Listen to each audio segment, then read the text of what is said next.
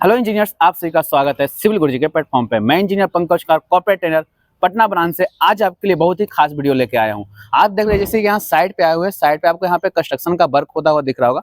आज हम जानेंगे कि अगर साइड पे हमारा अगर कॉलम का कास्टिंग होने वाला है, कॉलम कास्टिंग करने से पहले हमें किन किन बातों का ध्यान में रखना चाहिए। यानी कि अगर हमारे साइड पे अगर कॉलम का कास्टिंग हो रहा है तो क्या क्या चेकलिस्ट हमें फॉलो करना चाहिए, आज इस बात पे हम ध्यान देंगे। तो बने रहिएगा मेरे साथ वीडियो के लास्ट तक, आपको भी बहुत कुछ सीखने के लिए मिलेगा। तो सबसे पहले देखिए, अगर हमारे पास कोई भी अगर कॉलम का कास्टिंग होने वाला है, जैसे कि यहाँ पे देख रहे होंगे इतना हाइट तक कॉलम कास्टिंग है, इसके ऊपर और कास्टिंग होगा, या आपके पास अगर स्टार्टिंग से कॉलम कास्टिंग होने वाला है, तो सबसे पहले हम जो ध्यान देंगे, हमको पहले ड्राइंग लेना है अपना कॉलम का, जिसमें हम कॉलम का पूरा डिटेल दिया होगा कि कॉलम का साइज कितना है, कॉलम में कौन सा बार लग रहा है। जैसे यहाँ पे आप देख रहे होंगे कि यहाँ पे कॉलम में अलग अलग साइज का बार लगा हुआ है। जैसे यहाँ पे देख रहे होंगे 20 mm का आपको बार दिख रहा होगा, थोड़ा सा पास। जैसे यहाँ पे देख रहे होंगे ये 20 mm का आपको बार दिख रहा होगा, ये इसी तरह से ये आपका इधर 16 mm का बार दिख रहा है। तो इस तरह से पूरा क्या होता है, ड्राइंग में आपको पूरा डिटेल दिया हो रहता है कि कॉलम में कितने साइज का बार लगा हुआ, कितने डाया का बार लगा हुआ है। तो सबसे पहले आपको अपना ड्राइंग रखना है। ड्राइंग रखने के बाद फिर आपको क्या देखना है, कॉलम का आपको पोजीशन देखना है कि हाँ कौन सा ग्रिड पे कौन सा अपना कॉलम लाई कर रहा था।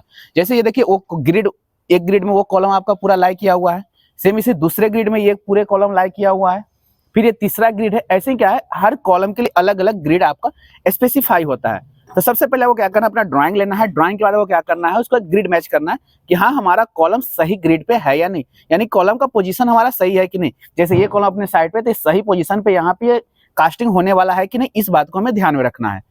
उसके बाद में क्या देखना है, कॉलम में जो भी हम बार यूज करने वाले हैं वो रस्ट फ्री है या नहीं। ऐसा तो नहीं कि उसमें रस्ट लग गया हो, जंग लग गया हो। जैसे आप देख रहे हो कि यहाँ साइड पे आपको ये बार जो दिख रहा है, ये साइड पे यहाँ जो बार दिख रहा है, यहाँ आपको ये देखिए ये पानी में यहाँ पे ऐसे ही छोड़ा हुआ है।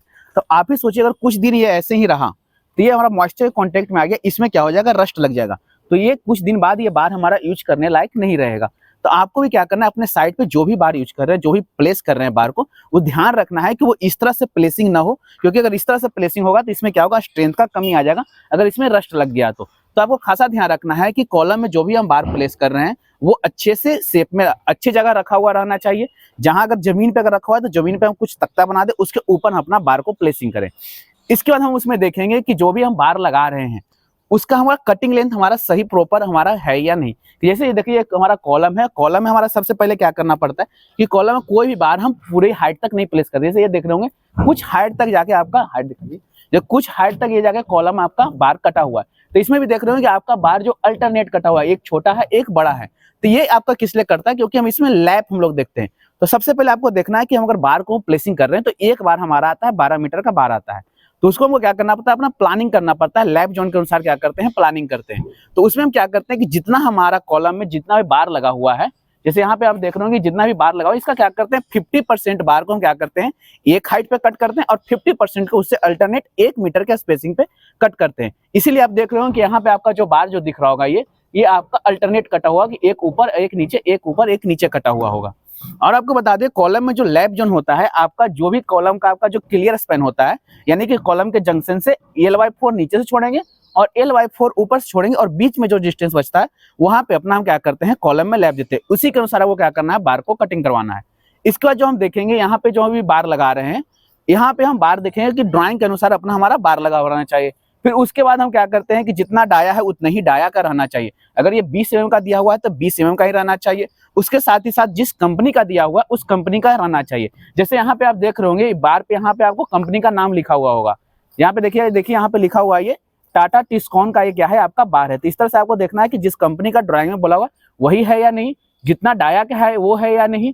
फिर जितना आपका इसका आपको जो इल्ड स्ट्रेंथ का बोला गया था, जिसमें देखिए इल्ड स्ट्रेंथ भी आपको लिखा हुआ होगा। जैसे यहाँ पे हमारा कंपनी का नाम दिया हुआ है, ये आपका डाया दिया हुआ है और ऊपर यहाँ देख रहे होंगे यहाँ पे लिखा हुआ है 550D, यानी कि ये इसका क्या है, ये इल्ड स्ट्रेंथ है। यानी कि जितना आपको इल्ड स्ट्रेंथ का आपको बार लगाने के लिए दिया था उतना आपको बार लगा हुआ है कि नहीं लगा हुआ है। उसके बाद जो आपको देखते हैं ये कॉलम में जो हम टाई बार लगाते हैं, ये टाई बार आपका सही से प्लेस है कि इसको देखना है। इसका जितना डाया था वो आपका डाया दिया हुआ है कि नहीं दिया हुआ है। उसी में इसमें देखना है कि जो इसका हुक जो हम लोग प्रोवाइड करते हैं, जो आपको दिख रहा होगा ये हुक, अगर आपके ड्राइंग में 90 डिग्री का हुक प्रोवाइड करने के लिए दिया गया तो 90 डिग्री का प्रोवाइड करना है, और अगर 135 का अगर प्रोवाइड करने के लिए दिया है तो 135 का प्रोवाइड करना है। जैसे आपको हम एक स्टीरअप दिखा रहे हैं, जैसे ये आपका स्टीरअप है, ये जो आपको दिख रहा होगा इसमें जो आपका हुक दिखेगा ये इस तरह से थोड़ा सा ये आपको मुड़ा हुआ है, यानी कि ये कितना है आपका 135 पे मुड़ा हुआ है। 90 डिग्री से ज्यादा यानी कि 135 पे। तो इस तरह से आपको क्या करना है, ये टाई बार का आपको देखना है ठीक है, इसके बाद आपको क्या करना है, सबसे पहले ये मेन बार का स्पेसिंग देखना है कि हाँ स्पेसिंग हमारा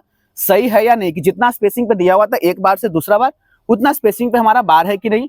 इसके बाद ये जो आपका टाई बार है, ये आपका टाई बार का स्पेसिंग आपका सही है कि नहीं, ये टाई बार का स्पेसिंग भी आपको चेक करना है, क्योंकि इसका भी स्पेसिंग साइड पे गड़बड़ हो जाता है, तो ये भी आपको चीजें ध्यान में रखना है।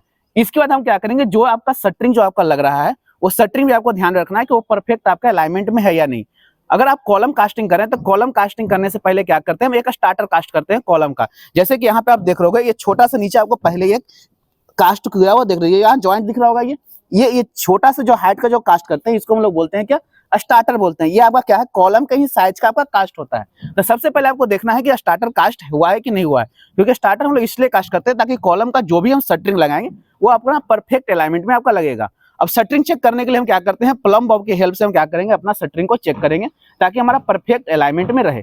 इसके बाद ये तो हमारा हो गया काम करने से पहले। काम करने के दौरान हमको क्या चेक करना है कि उसमें कॉन्क्रीटिंग सही से फील हो रहा है कि नहीं हो रहा है, उसमें हम वाइब्रेटर सही से यूज कर रहे हैं कि नहीं कर रहे हैं। अगर वाइब्रेटर यूज नहीं करेंगे तो उसमें क्या आ जाएगा, हमारा हनीकॉम आ जाएगा, जिसके चलते क्या हो जाएगा, जो भी स्ट्रेंथ के लिए हम कॉलम डिजाइन किए वो हमारा स्ट्रेंथ नहीं आ पाएगा। जैसे कि यहाँ पे देख रहे होंगे परफेक्ट आपको ये प्लेन सरफेस आपको दिखाई, ये इसलिए आया है क्योंकि यहाँ पे वाइब्रेटर यूज हुआ है।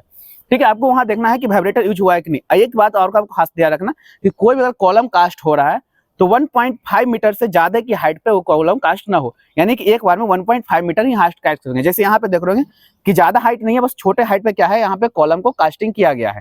ठीक है, इसके बाद वो क्या करना है, जैसे ही कॉलम कास्ट हो जाएगा तो कॉलम कास्ट करने के बाद इसको डिशटरिंग करते हैं। डिशटरिंग करने के लिए एक दिन बाद इसको डिशटरिंग करेंगे। डिशटरिंग करने के बाद हमको क्या करना है, कॉलम पे अपना मार्क दे देना है कि कौन से दिन में हम उसको डिशटरिंग किए, ताकि हमको ध्यान में रहे। जैसे यहाँ पे आप दिख रहे होंगे बहुत सारा यहाँ पे क्या है, यहाँ पे आपको कॉलम दिख रहा होगा, यहाँ पे बहुत सारा कॉलम ही है। ठीक है, अभी कॉलम में कब कौन सा कास्ट हुआ उसको डेट याद नहीं रहेगा, तो इसके लिए क्या हो जाएगा, अगर हम डेट नहीं ध्यान है तो इसको कितना दिन क्यूरिंग करना है वो हमें चीजें पता नहीं होगा।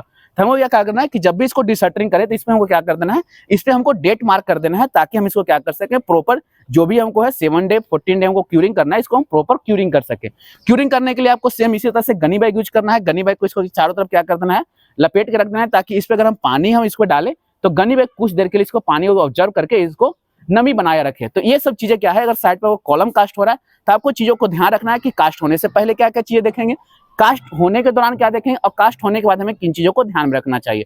होप सो इंजीनियर आपको ये वीडियो समझ में आया होगा। अगर आपको ये वीडियो समझ में आया होगा तो वीडियो को लाइक करें, दोस्तों के बीच में शेयर करें। अगर आप नए आए हैं तो हमारे यूट्यूब चैनल को सब्सक्राइब करें। इंजीनियर्स अगर इसी तरह से ऑनसाइट ट्रेनिंग करना चाहते हैं तो हमारे सिविल गुरुजी के प्लेटफॉर्म को ज्वाइन कर सकते हैं। 9111000123 पर कॉल करना है और पता करना है आपका नजदीकी सेंटर कौन सा हो सकता है जहां से आप ज्वाइन कर सकते हैं। इंजीनियर्स बिना देर किए कॉल करिए और अपने सपनों की जॉब पाइए। मिलते हैं इसी के साथ, तब तक के लिए जय हिंद जय भारत।